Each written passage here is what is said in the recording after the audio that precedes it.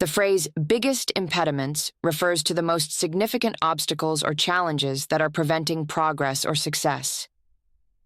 Impediments are things that get in the way or slow down progress. So when you say biggest impediments, you're talking about the main problems that need to be overcome. Imagine you're working on a project at work and you're facing some serious challenges. You might say, one of the biggest impediments to finishing this project on time is the lack of resources, meaning the main obstacle is not having enough tools or people to get the job done. The biggest impediments to learning a new language can be a lack of time and motivation. You're discussing with a friend why a plan didn't work out, and you identify the main reason it failed. You could say, the biggest impediments were the tight budget and the short timeline. For our team, the biggest impediments are communication issues and unclear goals. Why do you think the project isn't moving forward as planned? Honestly, the biggest impediments are the delays in getting approvals and the shortage of staff. In conversation, biggest impediments is used to highlight the most significant challenges or problems that need to be addressed to achieve success. It helps focus attention on what's really holding back progress.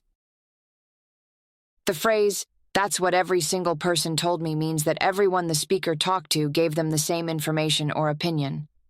The phrase emphasizes that there was no disagreement or variation in what people said. Everyone shared the same message or advice. Imagine you're asking your friend for advice on a big decision, and they tell you the same thing that everyone else has already said. You might reply, "That's what every single person told me," meaning that all the advice you've received so far has been identical. When I asked about the best place to eat in town, that's what every single person told me. Go to Joe's Diner. You're working on a group project and you're worried about a certain aspect of it. After discussing it with your teammates, you realize they all have the same concern. You could say, "That's what every single person told me," meaning everyone you talked to shared the same worry. I was unsure about taking the new job, but that's what every single person told me.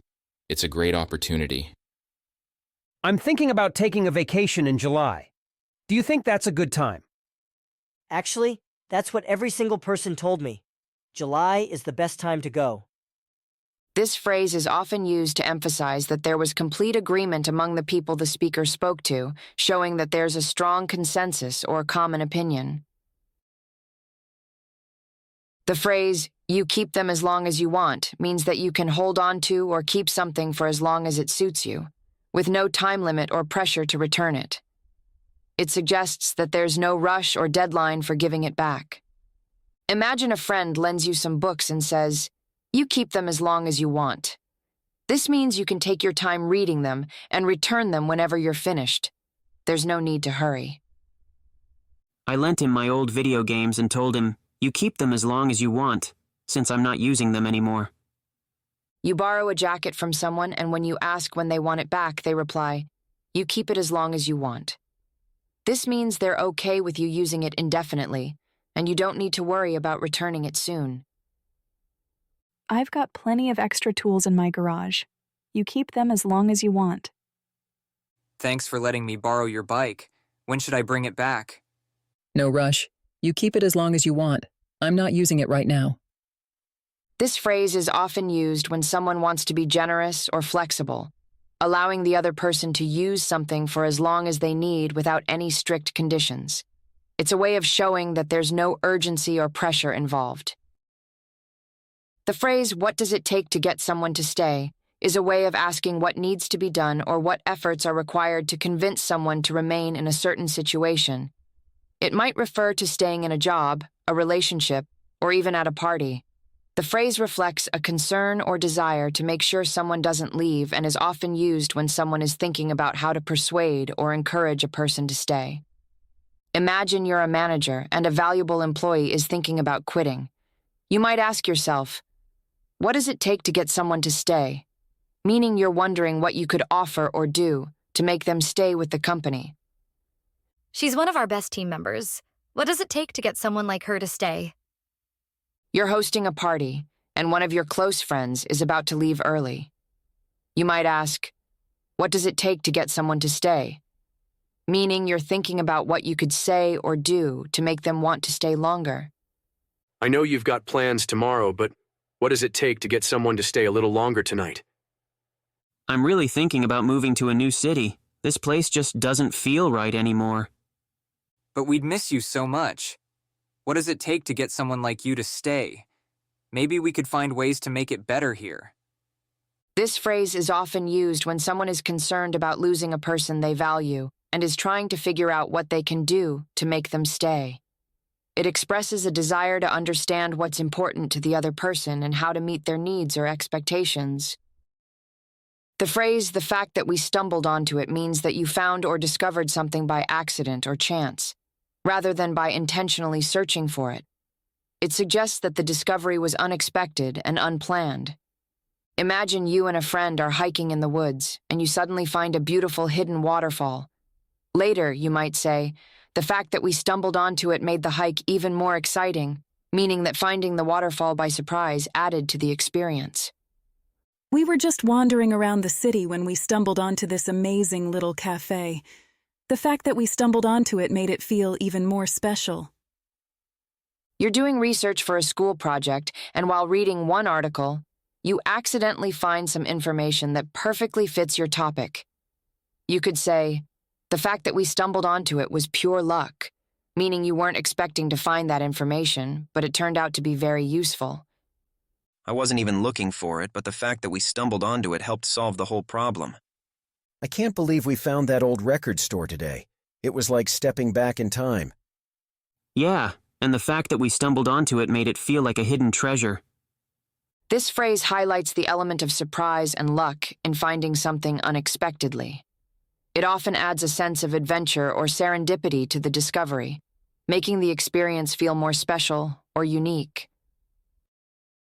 The phrase, "I don't even consider it failures," means that the speaker doesn't view certain experiences or outcomes as failures, even if others might. Instead, they might see them as learning opportunities, challenges, or steps toward success. This perspective suggests a positive or resilient attitude, where setbacks are not seen as failures, but as part of the growth process. Imagine someone started a business, but it didn't succeed as they hoped.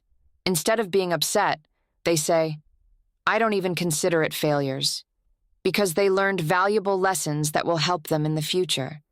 After trying so many different approaches, I don't even consider it failures anymore. Each attempt taught me something new. A student tries out for several sports teams but doesn't make it onto any of them. Instead of being discouraged, they say, "I don't even consider it failures," because they met new friends and improved their skills. I didn't get the job, but I don't even consider it failures. The interview experience was so valuable, and I know what to work on next time. I heard your project didn't go as planned. Are you feeling okay about it? Honestly, I don't even consider it failures. I learned so much from the process, and I'm ready to try again. This phrase reflects a mindset where setbacks are seen as part of the journey rather than the end of it. It shows resilience and a focus on growth, emphasizing that not reaching a goal doesn't mean you've failed, it just means you're still on your way.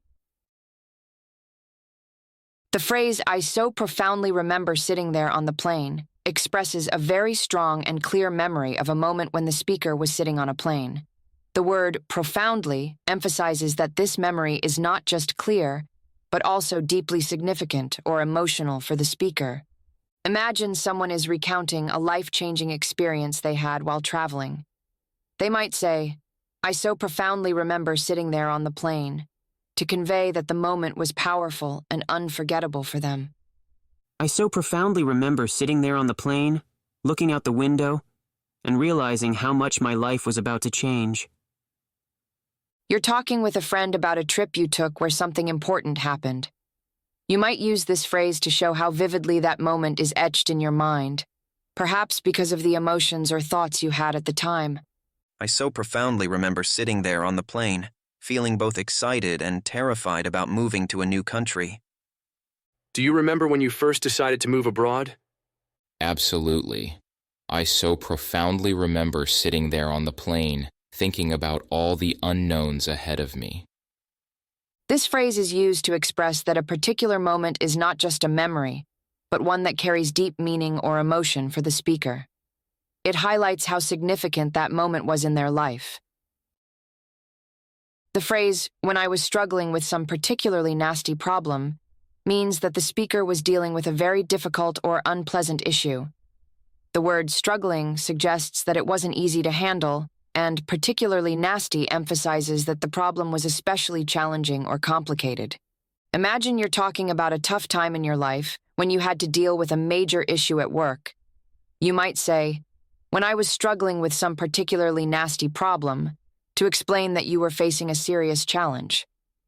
When I was struggling with some particularly nasty problem at work, I didn't know if I would ever find a solution.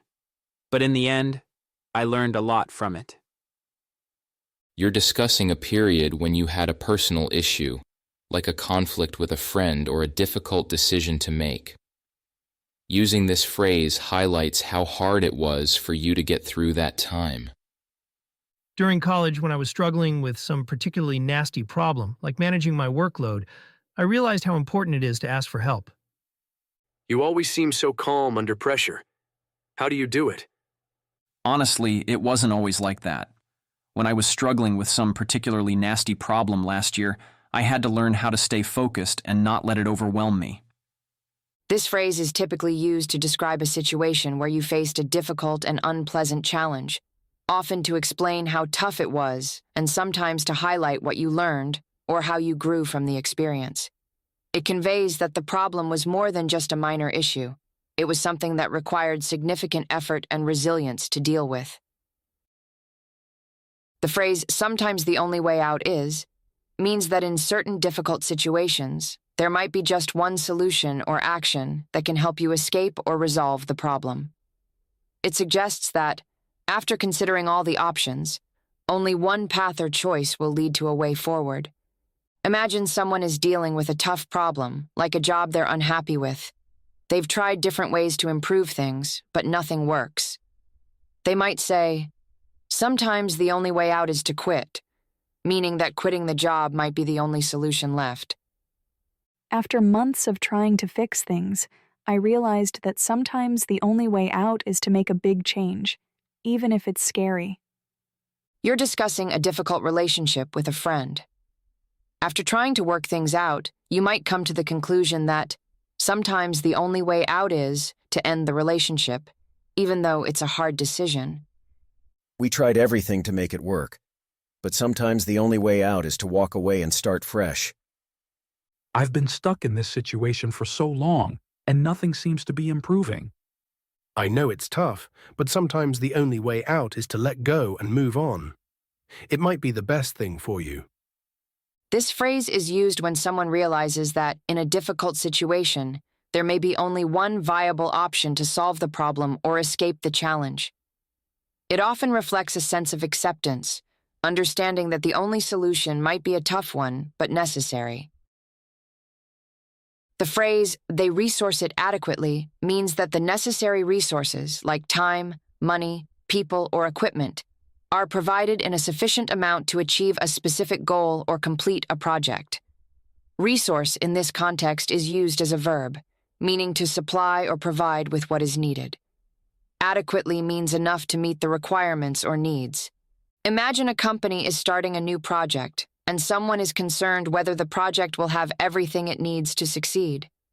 They might say, "I hope they resource it adequately," meaning they hope the company provides enough resources to make the project successful. The new marketing campaign could be really successful, but only if they resource it adequately with the right team and budget.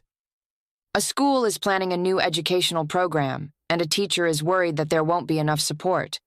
The teacher might say, "We need to make sure they resource it adequately," meaning the program needs to have enough materials, staff, and funding to be effective. We have a great plan for the school event, but it will only work if they resource it adequately. We need more volunteers and supplies. The company is launching a new product next month. Do you think it'll be successful? It could be, but only if they resource it adequately. They need to make sure there's enough staff and budget to support it properly. This phrase is often used when discussing the importance of providing enough resources for a project or initiative to succeed. It emphasizes that without adequate support, even the best ideas may not reach their full potential.